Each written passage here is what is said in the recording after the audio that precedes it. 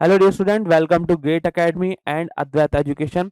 और मैं आपका स्वागत करता हूं introductory video of building materials and concrete technology में। तो जैसा आपको पता है कि हमारा pen drive, G drive, VOD और टैबलेट कोर्स लॉन्च हो चुका है 24 फेब को।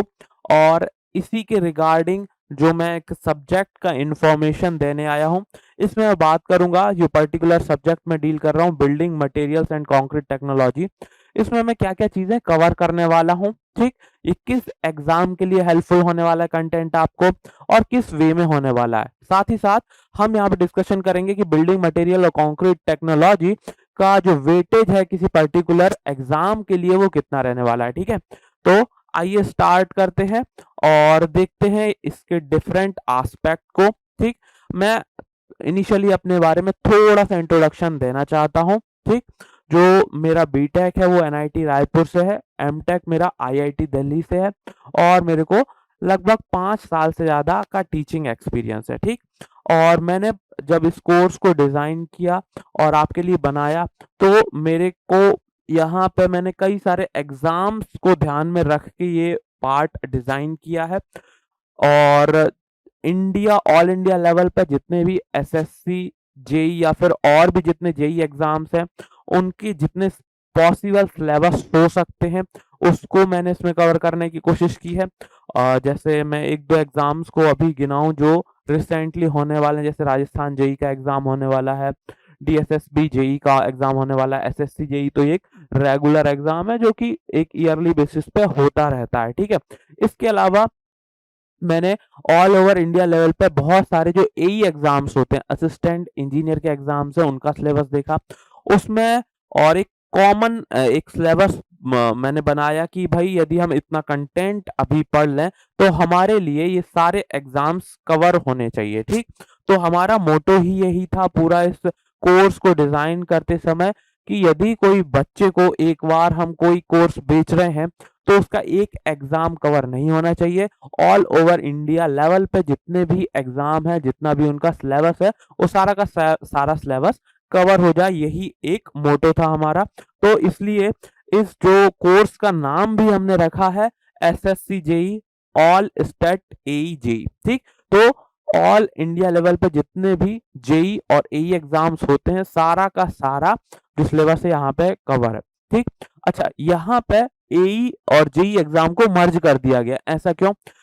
जनरली ये देखा गया है जितने भी ऑल इंडिया लेवल पे, डिफरेंट स्टेट लेवल पे, ठीक, डिफरेंट पीएससी ऑफ स्टेट्स में जो एई और जेई एग्जाम्स होते हैं उनका पैटर्न लगभग सेम होता है। मतलब जो क्वेश्चन पूछने का तरीका है, ठीक, जैसे एक एग्जाम हुआ इंजीनियरिंग सर्विसेज हुआ, एक गेट हुआ, एक एई जेई एग्जाम्स हुआ, ठीक है, तो वहां पे चीजों को पूछने का तरीका, जो पैटर्न होता है वो काफी अलग होता है। ठीक है, वे अलग होता है।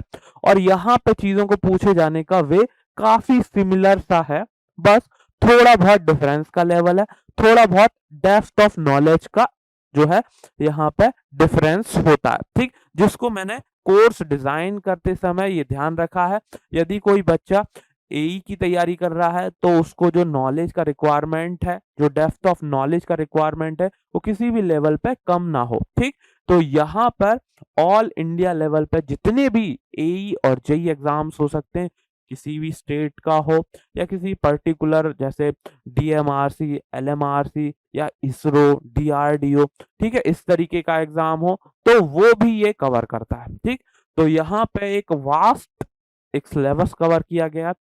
अभी मैं इसके इंट्रोडक्शन में आऊंगा, हर एक चीज आपको दिखाऊंगा कि मैंने इसमें कौन कौन से टॉपिक कवर किए, तो वहां से आपको वो चीज जो है एकदम क्लियर हो जाएगी कि हाँ, कि यहाँ पे जो सिलेबस है बहुत ही वास्ट लेवल पे कवर किया गया। दूसरी बात, जब भी हम किसी एक टॉपिक को कर रहे होते हैं, किसी एक सब्जेक्ट को प्रिपेयर कर रहे होते हैं, बहुत ज्यादा इंपॉर्टेंस होता है क्वेश्चंस का, कि आपने कितने नंबर ऑफ क्वेश्चंस लगाए, किस क्वालिटी के क्वेश्चन लगाए। ठीक, तो जब तक आप एक अच्छी प्रैक्टिस में नहीं है क्वेश्चंस के, आप एक कॉन्फिडेंस बिल्डअप नहीं कर पाते। ठीक है, तो ये बहुत ज्यादा जरूरी है।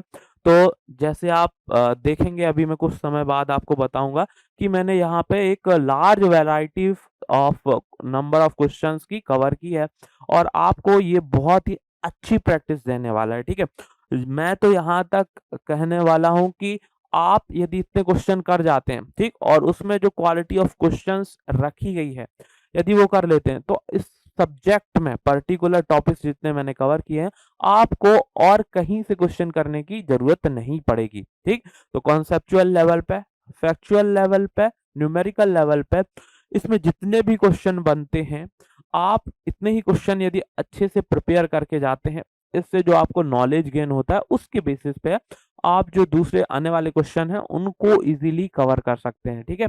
तो यहाँ पे ये कोर्स ओवरऑल आपके लिए बहुत ही ज्यादा एक प्रीमियम होने वाला है, ठीक। आप देखेंगे इस इंट्रोडक्टरी वीडियो में, ठीक। तो सबसे पहले हम यहाँ पे बात कर लें कि मैं इसमें कवर क्या-क्या करने वाला हूँ, ठीक? और फिर हम थोड़ा और डिटेल में उसको डिस्कस करेंगे। तो यहाँ पे कुछ टॉपिक्स मैंने लिखे हैं, हालाँकि ये चैप्टर्स के नाम है, तो ब्रिक्स मशीनरी, स्टोन्स, रॉक्स, ठीक? Timber, wood waste product, cement, lime, mortar, concrete technology, paint and varnishes और 7th है मिसलेनियस, ठीक?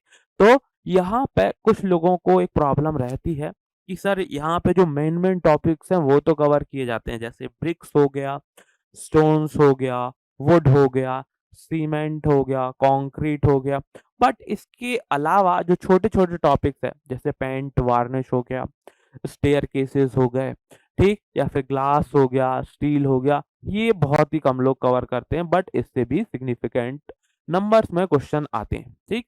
यदि मैं इसको कंबाइंड वे में बोलूँ तो आते हैं, काफ़ी क्वेश्चन्स आते हैं, ठीक? तो इस चीज़ को भी मैंने यहाँ पे ध्यान रखा है और बहुत ही एक सिग्निफिकेंट वे में नॉलेज को मैंने आपको दिया है, जितना रिक्वायर्ड है उतना दिया है। एक्स्ट्रा कहीं पे भी कुछ नहीं है कि आपको ऐसा लगे कि बहुत ज़्यादा एक्सेस हो रहा है कि मैं इसको पढ़ नहीं पा रहा हूँ, ये बहुत ज़्यादा लेंथी कहीं पे भी नहीं है, ठीक है? तो ये आपके लिए जितना रिक्वायर्ड था उतना ही नॉलेज दिया गया है और उसके लिए जितने क्वेश्चन रिक्वायर्ड है नॉलेज को एनहांस करने के लिए उतने क्वेश्चंस दिए गए हैं, ठीक है। चलिए, तो अब हम डिटेल में यहाँ पर देखते हैं कि मैंने यहाँ पे क्या-क्या चीजें कवर की हैं। तो सबसे पहला चैप्टर है ब्रिक्स, ठीक, ब्रिक्स और ब्रिक मशीनरी। तो यहाँ पर इंट्रोडक्शन से लेके मैन्युफैक्चरिंग ऑफ ब्रिक्स, डिफेक्ट, फिर classification, test, different form of bricks, specification क्या होता है, फिर स्पेशल टाइप ऑफ ब्रिक और रिलेटेड मैंने कई सारी चीजें यहाँ पे आपको दी हुई हैं, ठीक, एज अ थ्योरेटिकल फॉर्म में, ठीक। उसके बाद यहाँ पे वर्कबुक क्वेश्चन आ जाते हैं। वर्कबुक के क्वेश्चन आपको सिग्निफिकेंट वे में आपको यहाँ पे, अच्छा मैं वर्कबुक में बता दूं कि हम लोग ने ऑब्जेक्टिव और सब्जेक्टिव अलग-अलग क्वेश्चन दिए हैं, जिसमें ऑब्जेक्टिव में ही मैंने आपको 3 कैटेगरी के क्वेश्चन दिए हैं। फर्स्ट कैटेगरी है एमसीक्यू कैटेगरी, जिसमें आपको एसएससी जेईई के प्रीवियस ईयर्स के क्वेश्चन होंगे। सेकंड है असाइनमेंट क्वेश्चन। असाइनमेंट क्वेश्चन में ऑल इंडिया लेवल के जितने भी एई जेईई एग्जाम्स हैं एसएससी जेईई के अलावा, ठीक, उनके क्वेश्चंस को रखा गया है। तो आप एसएससी जेईई, क्योंकि एसएससी जेईई एक रेगुलरली होने वाला एग्जाम है, तो उसके हमें क्वेश्चंस मिल जाते हैं और काफी अच्छे क्वेश्चंस होते हैं और वो मैंने रखे हुए हैं यहाँ पे, ठीक। तो वो और प्लस आपको जो डिफरेंट एई जेईई एग्जाम्स होते हैं और दूसरे स्टेट में ऑल इंडिया लेवल पे वो क्वेश्चंस आपको रखे गए हैं। तो इस तरीके से हम देखते हैं कि एक काफ़ी अच्छा बैलेंस बन जाता है क्वेश्चंस का और काफ़ी अच्छी प्रैक्टिस हो जाती है। अच्छा, ये क्वेश्चन तो मैं आपको सॉल्व करके दूँगा, ठीक? इसके अलावा जो थर्ड कैटेगरी है वो क्या है? तो थर्ड कैटेगरी है प्रैक्टिस क्वेश्चंस की। तो प्रैक्टिस क्वेश्चंस उतने हार्ड नहीं है, ये आप खुद से कर सकते हैं और इसके अलावा कोई डाउट हो तो आप मेरे टेलीग्राम लिंक से जुड़ जाइए, वहाँ पे आप मेरे से पूछ सकते हैं। आप मेरे को पर्सनल नंबर पे चाहें तो कॉल कर सकते हैं या मैसेज कर सकते हैं, व्हाट्सएप कर सकते हैं। तो जैसे ही आप ये कोर्स खरीदेंगे तो जितने भी फैकल्टी मेंबर्स होंगे सबके आपको नंबर्स डिस्ट्रीब्यूट कर दिए जाएंगे, तो आपको अलग से कोई दिक्कत यहाँ पे नहीं होने वाली, ठीक है। तो यहाँ पे मैं बोल सकता हूँ कि जो फर्स्ट चैप्टर है ब्रिक्स, ब्रिक्स में मैंने इतनी चीजें कवर की हैं, ठीक। फिर नेक्स्ट आ जाता है रॉक एंड स्टोन्स। तो रॉक एंड स्टोन्स में मैंने जो बेसिक क्लासिफिकेशन है, जो बेसिक लेवल पे क्लासिफिकेशन ऑफ रॉक या स्टोन है, वही 3-4 टाइप का होता है। Geological classification based on the origin, तो ऐसे कई सारी चीजें हैं वो मैंने यहाँ पे कवर की है। फिर उसको जो क्वेरी है, क्वेरी करने के तरीके क्या-क्या होते हैं, किस किस वे से वो किया जा सकता है, ठीक है। ये वाला पार्ट कवर किया गया है। फिर एक्सप्लोसिव्स, उसकी टेस्टिंग, रॉक फॉर्मिंग मिनरल, जो रॉक्स को बनाने वाले मिनरल्स होते हैं वो किस तरीके होते हैं, उनका नेचर क्या होता है, और कुछ माइनर टॉपिक्स। ठीक, तो यहाँ पर हम बोल सकते हैं कि एक स्टोन से रिलेटेड जितने भी पार्ट हैं हमारे, ठीक, या जितने भी टॉपिक्स हैं उनको मैंने बहुत ही बेहतर तरीके से कवर किया है। ठीक, तो आप इनको काफी अच्छे से प्रैक्टिस कर सकते हैं। ठीक, नेक्स्ट हम आ जाते हैं वुड और टिम्बर में। ठीक, तो वुड और टिम्बर में एक बहुत ही सिग्निफिकेंट पार्ट होता है कि उसमें जो क्रॉस सेक्शन ऑफ टिम्बर है वहां पे किस तरीके का डिस्ट्रीब्यूशन होता है, और जो सॉफ्ट वुड है, हार्ड वुड है, इससे रिलेटेड बहुत सारे टॉपिक हैं जो मैंने यहाँ पे कवर किए। फिर उसके बाद डिफेक्ट्स, फिर उसके बाद प्रिजर्वेटिव्स और सीजनिंग, और ऐसे बहुत सारे टॉपिक्स हैं जो मैंने यहाँ पे कवर किए हैं जो कि बहुत ही ज़्यादा इम्पॉर्टेंट माने जाते हैं एग्जाम पॉइंट ऑफ व्यू से। ठीक, और यहाँ पे आप देख रहे हैं सिग्निफिकेंट लेंथ आपको दिख रही होगी, जिसमें मैंने केवल और केवल वर्कबुक के क्वेश्चन ही कवर किए हुए हैं। ठीक, तो नेक्स्ट हम आ जाते हैं सीमेंट पे।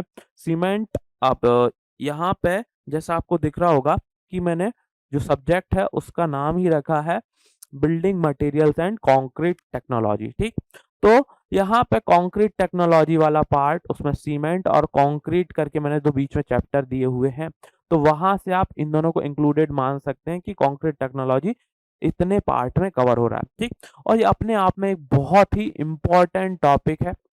अच्छा, एट लास्ट मैं आपको एक चीज और बताऊंगा कि कुछ कुछ एग्जाम्स में पूरे टॉपिक का, इस पूरे सब्जेक्ट का वेटेज कितना है, एसएससी जेई का भी मैं बताऊंगा और दूसरे एग्जाम्स का भी बताऊंगा। ठीक, तो आपको ये डिसाइड करने में बहुत हेल्पफुल रहेगा कि इस पर्टिकुलर सब्जेक्ट को मेरे को कितना समय देना है या फिर कितने इंपॉर्टेंस लेवल पे पढ़ना है। ठीक, तो सीमेंट में जैसा आप जानते हैं कि सीमेंट में उसका इंट्रोडक्शन बहुत ज़्यादा इंपॉर्टेंट है, उसमें जो रॉ कंपाउंड है उससे रिलेटेड बहुत क्वेश्चन आते हैं। तो यहाँ पे इंपॉर्टेंट वाइज मैं बोलूँ तो सीमेंट अपने आप में एक बहुत ही ज़्यादा इंपॉर्टेंट टॉपिक है। ठीक, तो अभी तक जो हमने टॉपिक्स पढ़े ऊपर में, ब्रिक्स, स्टोन्स या फिर वुड, एक मॉडरेटली इंपॉर्टेंट टॉपिक कहलाते हैं। ठीक, सीमेंट अपने आप में एक बहुत ही ज़्यादा इंपॉर्टेंट टॉपिक है। नेक्स्ट मैं बात करूं इससे रिलेटेड, यदि आप इस पार्ट की तैयारी कर रहे हैं किसी भी एग्जाम के लिए, तो सीमेंट आप बहुत अच्छे से प्रिपेयर करके जाइएगा, ये बहुत ही इंपॉर्टेंट है। ठीक, तो यहाँ पे मैंने एक बहुत ही एक अच्छा थ्योरेटिकल एस्पेक्ट कवर किया है और बहुत ही डिटेल में किया हुआ है। ठीक, तो इसको लेके आप बिल्कुल भी निश्चिंत रहिए कि यहाँ पे चीजें कम तो कवर नहीं की गई, बहुत ही डिटेल में चीजें कवर की गई हैं, एक एक चीज को यहाँ पे मैंने आपके सामने रखा है। ठीक, चलिए नेक्स्ट में बात करता हूँ कि इसमें कितने क्वेश्चन करवाएं। तो आप देखेंगे कि यहाँ पे मैंने जो एमसीक्यू क्वेश्चन ही 148 तक करवाएं। ठीक, एमसीक्यू क्वेश्चन 148, उसके बाद असाइनमेंट क्वेश्चन 60 तक मैं गया हूँ, तो एक significantly large number of question मैंने ही आपको सॉल्व करके दिए हैं, और उसके बाद एट लास्ट कन्वेंशनल क्वेश्चन आपको मिलेंगे। तो ये पूरा एक बहुत ही लार्ज लेवल पे मैंने आपको कवर किया। नेक्स्ट मैं बात करता हूँ कंक्रीट। तो कंक्रीट में क्या क्या टॉपिक्स आते हैं? कंक्रीट में सीमेंट तो हमारा पहले ही हो चुका है, एग्रीगेट रहेगा, वाटर रहेगा। ठीक, तो यहाँ पे एग्रीगेट से रिलेटेड एक काफी लंबा पार्ट मैंने कवर किया, जिसमें एग्रीगेट पे जो डिफरेंट टेस्ट किए जाते हैं, कोर्स एग्रीगेट, फाइन एग्रीगेट के रिगार्डिंग बहुत सारे एस्पेक्ट बनते हैं, उन पे जो टेस्ट होंगे, और ग्रेडिंग कैसे की जाती है, ग्रेडिंग का इफेक्ट क्या होता है। ठीक, ऐसे रिलेटिवली कई सारे टॉपिक्स बनते हैं। और यदि मैं कंक्रीट की बात करूं तो एग्रीगेट का एक सिग्निफिकेंट एक इम्पोर्टेंस होता है उसमें। ठीक है, तो वो मैंने काफी अच्छे से कवर किया है और एक काफी लंबा टाइम दिया है इसको। ठीक है, फिर उसके बाद एडमिक्सचर्स, मिनरल एडमिक्सचर्स, फिर उसके बाद जो फ्रेश कंक्रीट है। ठीक, तो फ्रेश कंक्रीट में कई सारी चीजें होती हैं, वर्केबिलिटी से और मेजरमेंट ऑफ वर्केबिलिटी से रिलेटेड बहुत ज्यादा क्वेश्चंस आते हैं। उसके बाद हमने बात की है सेग्रीगेशन, ब्लीडिंग, फिर हार्ड एंड कंक्रीट पे आ गए। हार्ड एंड कंक्रीट में भी कई सारी चीजें होती हैं, फिर वहां पे कई सारे टाइप के टेस्ट होते हैं, flexural test, compressive test, tensile test, तो उससे रिलेटेड भी और कई सारी चीजें मैंने यहाँ पे काफी डिटेल में कंप्लीट की है। मॉडुलस ऑफ इलास्टिसिटी कंक्रीट की कैसे मेजर करते हैं। ठीक, फिर creep, shrinkage, durability, WYC ratio का क्या इफेक्ट होता है, जेल स्पेस रेशियो, फिर एट लास्ट जो प्रोडक्शन ऑफ कंक्रीट, 7 स्टेप्स होते हैं प्रोडक्शन ऑफ कंक्रीट के, इसके अलावा भी जो फॉर्म वर्क वाला पार्ट है वो भी मैंने कवर किया। और यहाँ पे नंबर ऑफ क्वेश्चंस देखिए, ठीक, यहाँ पर नंबर ऑफ क्वेश्चंस देखिए, केवल एमसीक्यू क्वेश्चन ही 279 है, ठीक। तो एक ह्यूज नंबर ऑफ क्वेश्चंस आपको यहाँ पर देखने को मिलेगा। जब मैं पर्टिकुलरली कंक्रीट टेक्नोलॉजी की बात करूं तो काफी डिटेल में मैंने आपको कवर किया है कोर्स को, और बहुत ही ज्यादा नंबर ऑफ क्वेश्चन सॉल्व करके दिए हैं, ठीक। उसके अलावा जो असाइनमेंट क्वेश्चन है वो 68 नंबर ऑफ क्वेश्चन है, और एट लास्ट कन्वेंशनल क्वेश्चन, ठीक। तो यहाँ तक तो एक मैं बोलूँगा कि अ, एक सिग्निफिकेंट पार्ट है, बट इसके अलावा भी जो यहाँ पे कुछ माइनर टॉपिक्स हैं जिसमें मैंने चैप्टर 6 में पेंट, वार्निशेस और डिस्टेम्पर को रखा है, तो इसके बारे में भी, इसका मैं बहुत डीप में तो नहीं गया हूँ क्योंकि डीप में इसमें क्वेश्चन पूछे भी नहीं जाते। इसका एक बेसिक इंट्रोडक्शन मैंने यहाँ पे कवर किया है, और साथ ही यहाँ पे मैंने बताया है कि जो चीज़ें हैं वो कैसे होंगी, और जो बेसिक लेवल पे जितना भी एग्जाम्स में पूछा जाता है उतना कवर किया है, और सिग्निफिकेंट नंबर ऑफ क्वेश्चंस कराएं, ठीक। इसके अलावा मिसलेनियस टॉपिक्स में, ठीक, तो मिसलेनियस टॉपिक्स में मैंने स्टेयर्स कराया है, windows, iron, steel, glasses, bitumen, tar, asphalt, asbestos, heat insulating material and thermocols. तो यदि जो माइनर टॉपिक्स की बात करें कि माइनर टॉपिक्स जल्दी खत्म कर दिया है, ऐसा बिल्कुल नहीं है।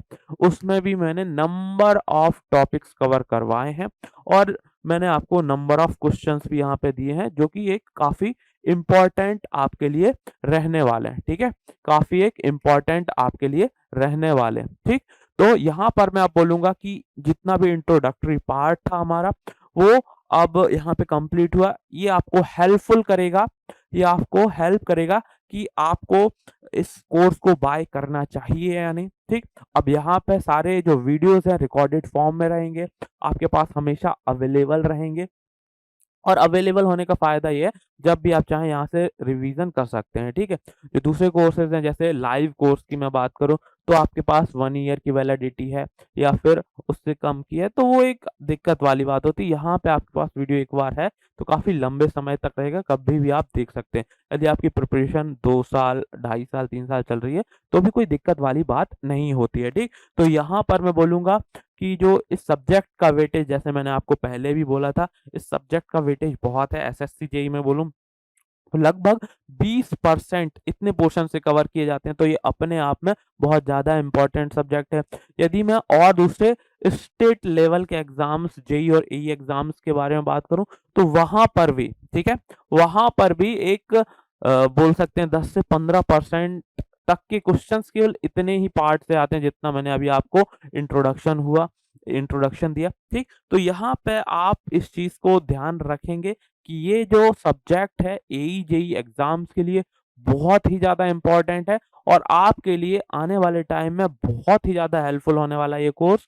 और मैं चाहूंगा कि आप इस कोर्स को लें, और आप इसमें बहुत ज्यादा बेनिफिट होने वाले हैं, ठीक है। तो इन्हीं शब्दों के साथ मैं विदा लेता हूँ, और कामना करता हूँ कि आपके एग्जाम्स, यदि आप इस कोर्स से पढ़ के जाते हैं तो आपके लिए, ये तो मुझे पता ही है कि बहुत ज़्यादा हेल्पफुल रहने वाले हैं। और मैं चाहूँगा कि आप ये डिस्काउंट ऑफर जो चल रहा है 4th और 5th ऑफ मार्च तक की, इसको आप एक डिस्काउंटेड प्राइस पे ले सकते हैं, तो ज़रूर आप उससे बेनिफिट हों। और इन्हीं शब्दों के साथ मैं विदा लेता हूँ। Good luck, good bye.